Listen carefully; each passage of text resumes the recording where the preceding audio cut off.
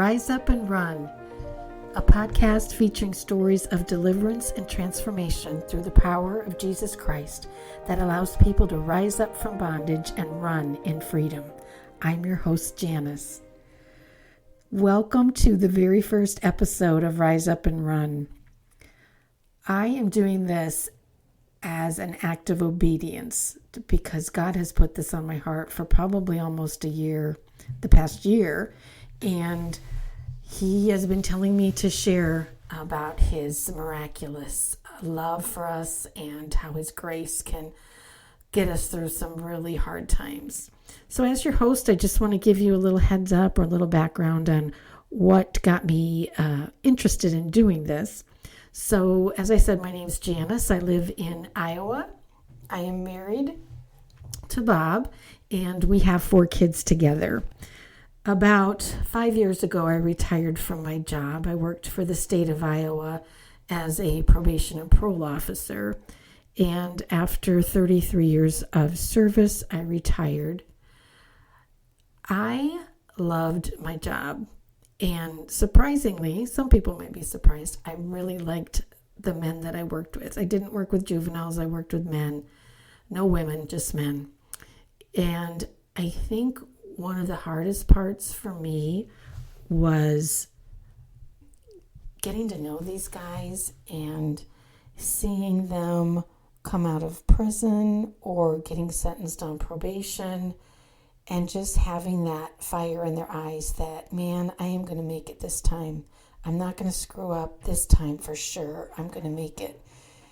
And slowly but surely, if I'm being honest, most of them didn't do so well. Most of them rolled down that hill, that decline, back into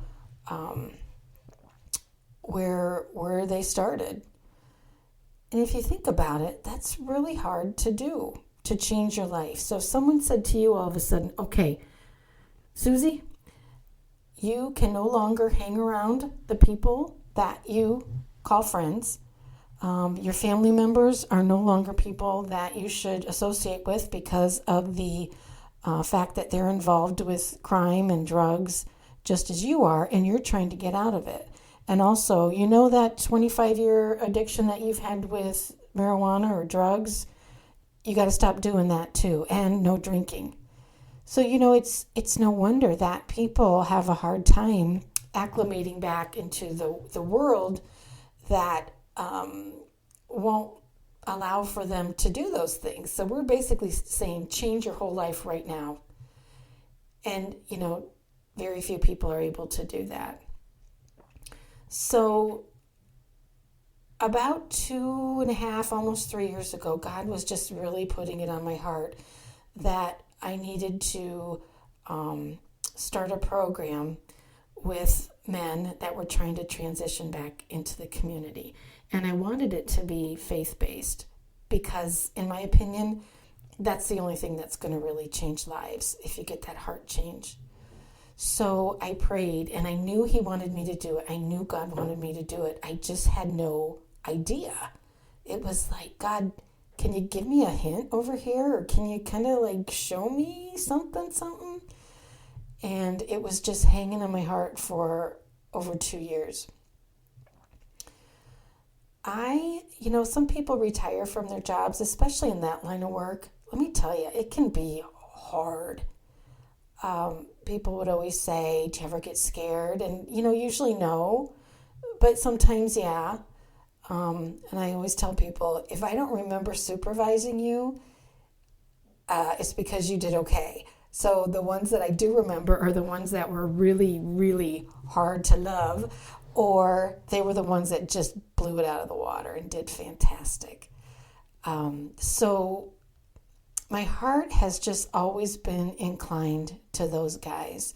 I love working with men because I feel like I can confront them. I can kind of, share the truth with them in love, should we say, and that they will enjoy that. They like a straight shooter. They want someone to be like, wait a minute, she's right. So I go to Hope City Church in Waterloo, Iowa, and I found some like-minded people, and we gathered around for several weeks just trying to hammer out what this group was going to look like. With a lot of these guys, you really need some hard and fast rules. But on the other side, because you want to show Christ to them, you also want to be sure that they feel loved and welcome. So that was kind of a fine line to draw and to walk. So we decided, it was like, what is it going to look like? Nobody really knew. But in my head, I had the idea of just sitting around like smaller groups of people, sitting around at a table and having a topic and just talking about that topic. What it ended up looking like was we start at 6:30 every Sunday evening. We go until 8.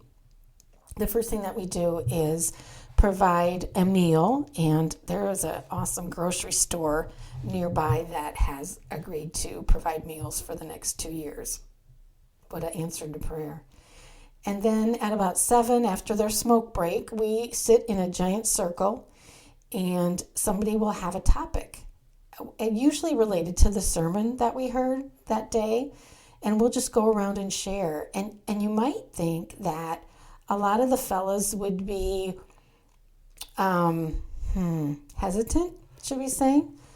And some of them are. Some of them will just say their name and they'll pass, but a lot of them will really share their hearts. We've got crying going on.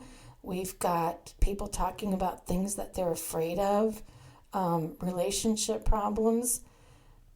And boy, people are really loving it. And it's gotten to be such a great program that even the probation and parole officers are sending their guys to the group, which is huge because having been in corrections as long as I was, I can tell you that we can be a very cynical group.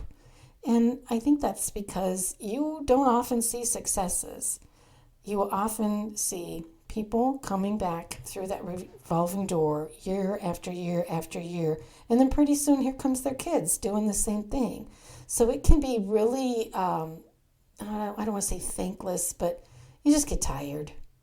And so the fact that the POs are wanting to send their guys to our group is huge. They're seeing something different that's happening to these fellas. One of the leaders of the group, whose name is Joe, who I'm going to interview at some point here pretty soon, he has an incredible testimony about how he was huge into drugs, and he is a new man on a path towards Christ. And the guys just love him, and I think they love him so much because they knew him back then when his life was a hot mess, and they see him now with the joy and the peace that comes from Christ, and they want that. They want that desperately. And we have some excellent men that are joining the groups that have risen up into leadership positions, that have sought out mentors and are just ready for something different. And this group is just beautiful. It's just beautiful. I can't not go. And when I leave the group, I'm so glad that I was there. So the emphasis of this podcast, hey, I Googled, there's between 3 and 4 million podcasts in the world, and most of them don't make it past episode 3. So I'm shooting for at least 4, my friends.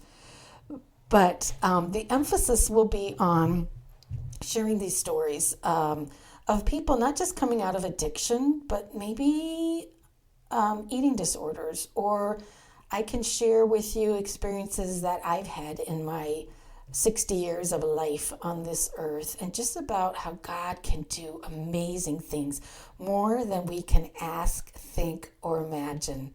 And isn't that true?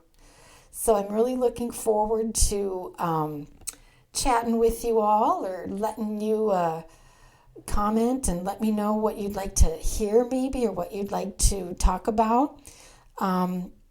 And I really honestly know that you could be doing 100 other things. So I want to thank you from the bottom of my heart for giving my podcast a listen. And I just hope that you will come along for the ride. And if you are so inclined, please like, share, follow, anything that you think that would encourage me and show me that you're listening. But thank you so much. And I just pray that God would show favor on you in whatever walk that you're going through now. He loves us. He is just crazy about us. And there's nothing that we can do about that. So, hey, welcome that. Welcome his love. Welcome his favor. And I'll see you next time.